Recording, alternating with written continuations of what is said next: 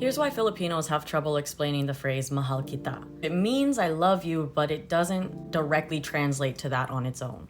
The problem is mainly the word mahal, because it can be a noun meaning love, it can be an adjective meaning expensive, and it can also be used as a verb root.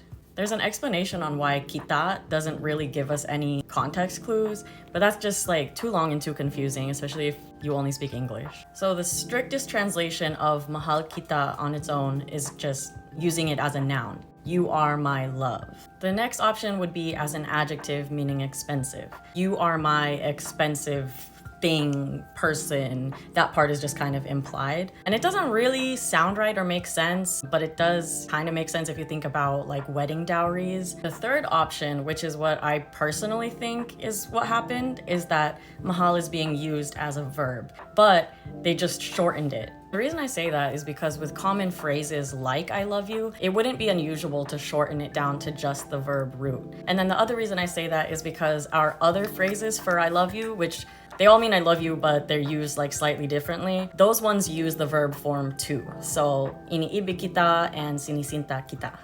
If you use that logic, then mahal kita is just the shortened version of the phrase minamahal kita, which basically means I am loving you, I love you in present tense, with an emphasis being on the you part, like I love you versus anyone else. There's also a slight possibility that all three phrases for I love you maybe started out even longer with the like marker ang at the front, in which case it would be ang minamahal kita, which would basically mean the one I am loving is you. That one's a little less likely to me just because of the way that Tagalog grammar works. I don't think they would drop it, but you know, technically it's there.